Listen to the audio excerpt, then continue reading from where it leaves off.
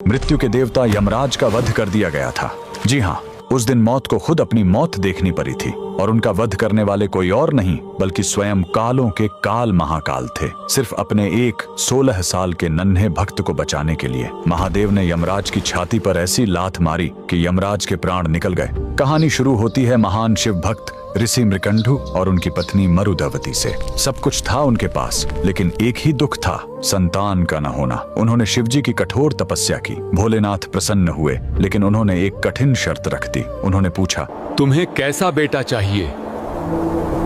एक जो 100 साल जिए लेकिन मूर्ख हो, या एक ऐसा ज्ञानी बेटा जिसकी उम्र सिर्फ 16 साल हो? ऋषि ने पत्थर दिल करके कम उम्र वाला ज्ञानी बेटा चुना। घर में किलकारी गूंजी। बेटे का नाम रखा गया मार्कंडेय। मार्कंडेय बड़ा होने लगा, उसका तेज बढ़ता गया। लेकिन जैसे जैसे उसका 16वां जन्मदिन पास आ रहा था, माता पिता का रो रो कर बुरा हाल था। जब मार्कंडेय ने कारण पूछा और उसे अपनी मौत का सच पता चला, तो वो नन्हा बालक बिल्कुल नहीं घबराया। उसने कहा, मैं उस महाकाल की शरण में जाऊंगा जो मौत को भी बदल सकते हैं।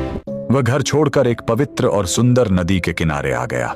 उसने मिट्टी से एक शिवलिंग बनाया और तपस्या में लीन हो गया। लगातार 3 दिन बीत गए। तीसरे दिन जब मार्कंडेय पूरे 16 साल के हुए, तो यमराज ने अपने यमदूतों को भेजा। यमदूत जब उसे छूने गए, तो मार्कंडेय की भक्ति के तेज ने उन्हें रोक दिया। हार मानकर वो भाग खड़े हुए। अब यमराज का गुस्सा फूट पड़ा। वो खुद अपना घातक काल पाश लेकर वहां आ पहुंचे और गरजे, बालक, तेरा समय पूरा हुआ। डरा हुआ मार्कंडेय शिवलिंग से लिपट गया। यमराज ने अपना फंदा फेंका, लेकिन यही उनसे सबसे बड़ी गलती हो गई। वो फंदा बालक के साथ साथ स्वयं शिवलिंग पर भी जा कसा। उन्होंने अनजाने में महाकाल को बांधने की कोशिश की थी। तभी जोरदार धमाका हुआ। शिवलिंग फटा और कालों के काल महाकाल प्रकट हुए।